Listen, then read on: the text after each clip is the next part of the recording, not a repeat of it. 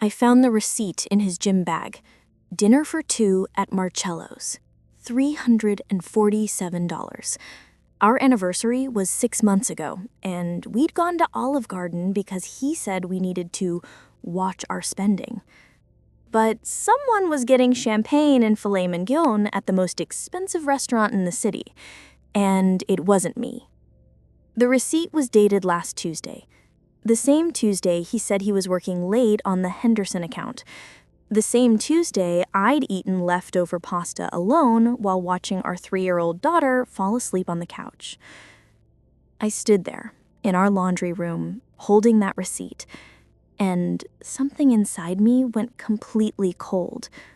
Not angry, not sad, just calculating.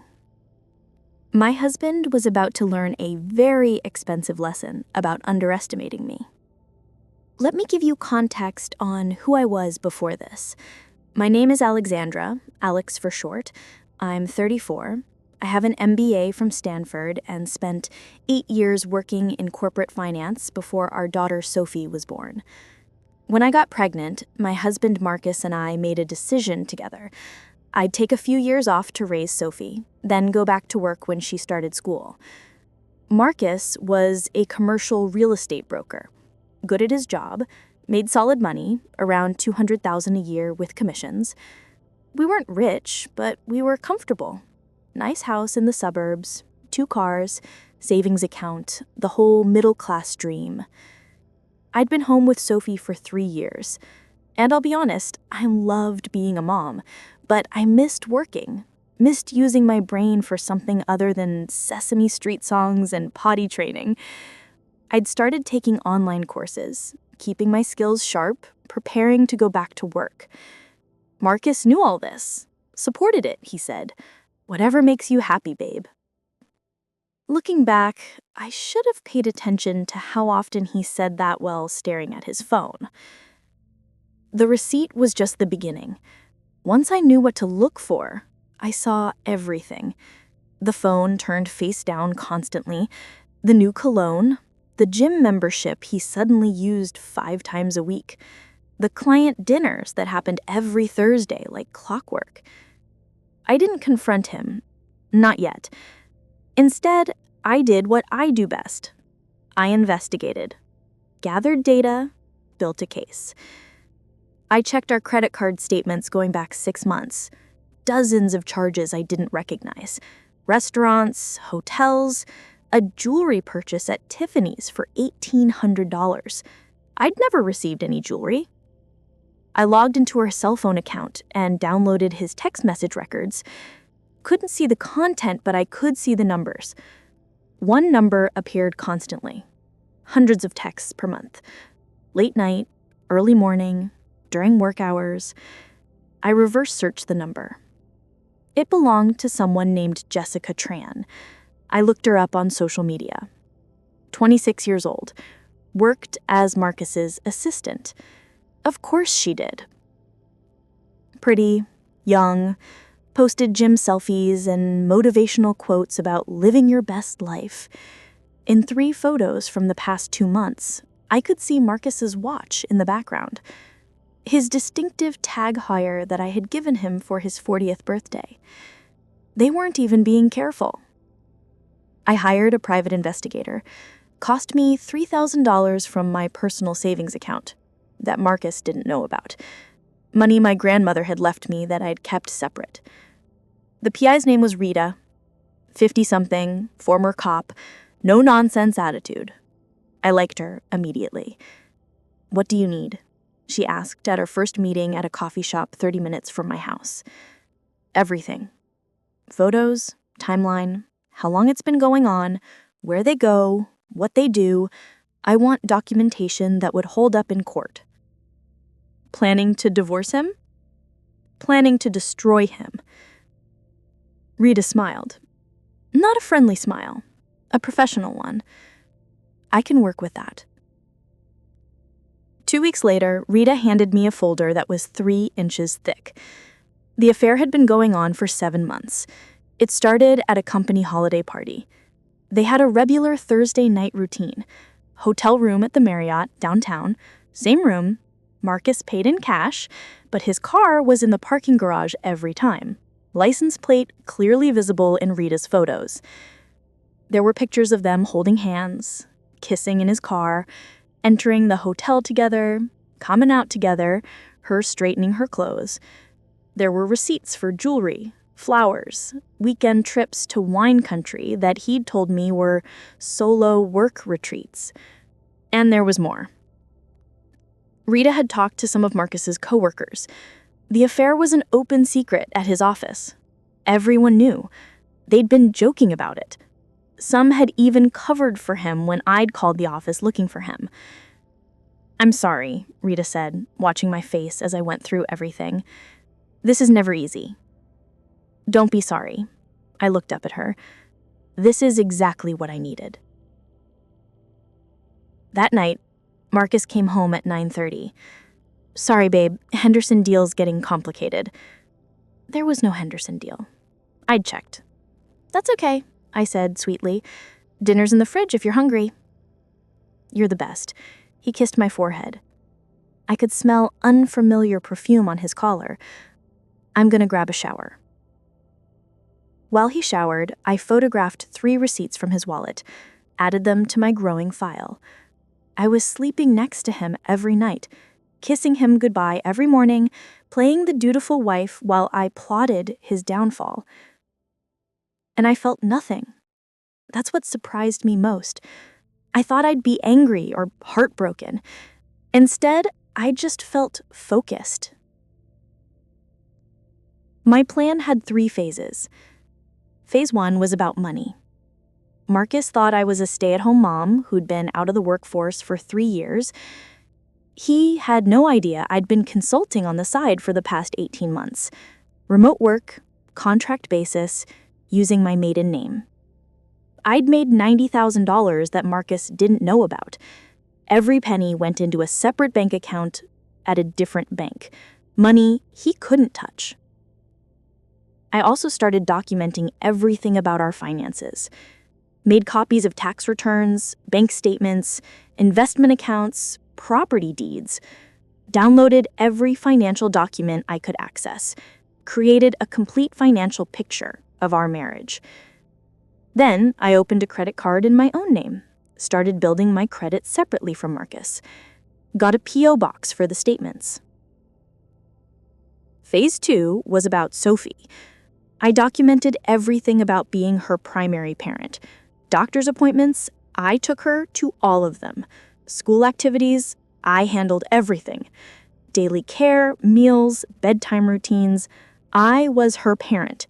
Marcus was the guy who showed up for an hour before bed and every other weekend. I made sure our pediatrician, her preschool teachers, our neighbors, everyone who mattered saw how involved I was and how absent he was. Not in an obvious way, just reality. I also consulted with 3 different divorce attorneys. Didn't hire anyone yet.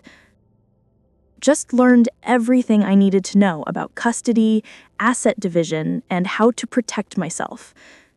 Phase 3 was the nuclear option, and I wasn't sure I'd need it until I overheard the phone call. It was a Saturday morning. Sophie was watching cartoons. Marcus was in his home office on a video call.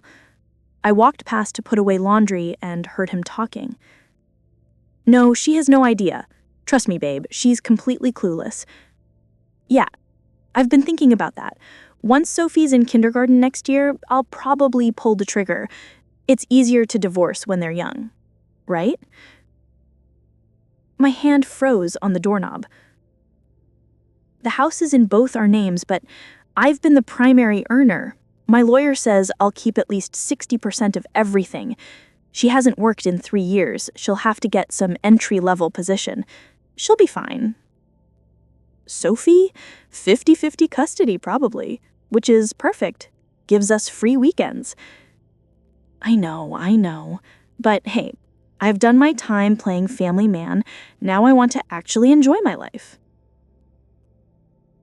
I stood there listening to my husband and his mistress plan my future like I was a piece of furniture they were deciding how to divide. That's when I activated Phase 3. I went to my computer and did something I'd been preparing for weeks. I created a burner email account and started writing. The first email went to Marcus's boss. Subject line, concerning conduct of employee Marcus Reynolds. I attached photos of Marcus and Jessica at the Marriott during work hours. Receipts showing he'd charged client dinners to the company card that were actually dates. Documentation of 5 instances where he'd lied about his location during work hours. I'm writing to inform you that Marcus Reynolds has been engaged in a relationship with his assistant, Jessica Tran, for approximately 7 months. This relationship has involved misuse of company time and company funds. Please see attached documentation. The second email went to HR with the same information, plus additional details about potential harassment concerns, a superior dating his direct report. The third email went to Marcus's biggest client, a commercial property developer he'd been working with for 2 years. I thought you should know that Marcus Reynolds has been billing you for work hours he spent with his mistress. Please see attached timeline and receipts. I didn't send them from my account, couldn't trace back to me, but I made sure they'd be taken seriously by including undeniable proof. Then I waited. Marcus got called into work on Monday morning. Emergency meeting. He came home at 2 p.m., pale and shaking. "I've been suspended," he said, "pending investigation." "Investigation for what?" I asked, playing dumb. "Someone sent emails about me and..." He stopped. "It's complicated. It's a misunderstanding." "A misunderstanding about what?" "Nothing. Work politics. I'll handle it." He didn't handle it. By Wednesday, he was fired. Jessica was fired too. The company decided they didn't want the liability of a supervisor-subordinate relationship that had involved misuse of company resources. Marcus's big client pulled their contract, citing ethical concerns. 3 other clients followed. In 1 week, Marcus went from making $200,000 a year to making nothing. And he still didn't know I knew about the affair. "He needs to talk," he said. Thursday night, Sophie was in bed. He looked exhausted, defeated. "About what?" "I lost my job. And some clients. It's going to be tight for a while." "What happened?" "Someone made accusations about me and..." He stopped. "It's not true, but the company didn't want to risk it." The lie came so easily to him. "What kind of accusations?" "It doesn't matter. It's handled. But we need to be careful with money. Maybe hold off on Sophie's private kindergarten application. Cut back on expenses." This man, who'd spent $1,800 on jewelry for his mistress, was telling me we needed to cut back on our daughter's education. "Actually," I said calmly, "I think we need to talk about something else." I pulled out my phone and opened the folder with all of Rita's photos, turned the screen toward him. The color drained from his face. "I know about Jessica. I've known for 6 weeks. I know about the hotel, the dinners, the jewelry, the lies, all of it. Alex, I can explain." "I don't want an explanation. I want a divorce." "Wait, just let me..." "I've already consulted with an attorney. I have documentation of everything. The affair, the financial infidelity, your absence as a parent. And before you think about fighting me on custody..." Pause. I pulled out another folder. I have 3 years of Sophie's medical records showing I took her to every single appointment. School records showing I handle everything. Statements from teachers, neighbors, and our pediatrician about your lack of involvement. You can fight me if you want, but you'll lose. Marcus just stared at me. "Also," I continued, "remember those client dinners you charged to the company card? The ones that were actually dates? I have proof you committed expense fraud. I haven't given that to the police yet, but I will if you make this difficult." "You ruined my career." His voice was shaking with rage now. "No, you ruined your career when you decided to fuck your assistant on company time and charge the company for it. I just made sure people knew the truth." "This is insane. You're insane." "I'm practical. You were planning to divorce me anyway. I heard your call with Jessica on Saturday. The one where you talked about dumping me once Sophie started kindergarten, about taking 60% of everything because I haven't worked in 3 years. Cold smile. So I decided to speed up your timeline with a few adjustments. The divorce took 4 months. Marcus tried to fight it at first, hired an expensive lawyer he couldn't afford, claimed I'd sabotaged his career. His lawyer took one look at the evidence, his own emails, texts, receipts, and the fact that he'd been fired for cause, and told him to settle. I got primary custody of Sophie, 70-30 split, with Marcus getting every other weekend. He was furious until his lawyer pointed out that with his employment situation and the documentation of his absence during Sophie's early years, he was lucky to get that. I got the house. Marcus got to keep his retirement account and his car. We split the remaining savings 50-50, which wasn't much after legal fees. The part that really killed him, child support and spousal support. The judge looked at Marcus's previous income and his current unemployment, looked at my 3 years out of the workforce, and awarded me $3,500 a month in child support, plus $3,000 a month in temporary spousal support until I was back on my feet professionally. Marcus almost passed out. I don't have a job. I can't pay that. Then get a job, the judge said dryly. You had no problem earning money before. This court assumes you'll be able to do so again.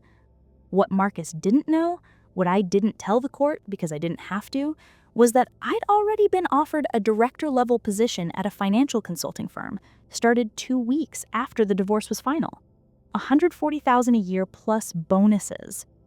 I collected spousal support for exactly 6 months, as required by the divorce agreement. Then I formally waived it. Didn't need it anymore. But Marcus had to pay the child support every month on time for the next 15 years. Jessica left him 3 months after he lost his job. Turns out their love was less about deep connection and more about nice dinners and hotel rooms he could no longer afford. When he was broke and living in a studio apartment, the romance died pretty quickly. I heard through mutual friends that she started dating someone else, some tech guy with money. Marcus was devastated. Pause. I felt nothing. 2 years later, I'm thriving. Sophie is in an excellent public school, well-adjusted, happy. She sees her dad every other weekend. He's present during his time with her now, probably because he has nothing else to do. I got promoted to VP at my firm, make over $200,000 a year now. Bought a smaller house that's entirely mine. No memories of Marcus in the walls. I'm dating someone. Nice guy, architect, divorced dad himself. Takes it slow, treats me well, treats Sophie well. We'll see where it goes. Marcus is working at a smaller real estate firm, making about half what he used to make. Drives a used Honda, lives in that studio apartment. Has his every other weekend life with Sophie. And Jessica? Last I heard, she got engaged to the tech guy. I saw her registry online.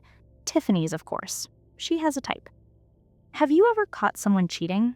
How did you handle it? Did you fight back or just walk away? Share your story in the comments. And if you're going through something similar right now, remember, you're stronger than you think. Document everything. Protect yourself. And never let anyone convince you that you're powerless. Hit that like button if you believe in strategic justice, and subscribe for more stories where the underestimated come out on top. This is Revenge Diaries, where revenge is a dish best served with a financial spreadsheet and a good lawyer. See you next time.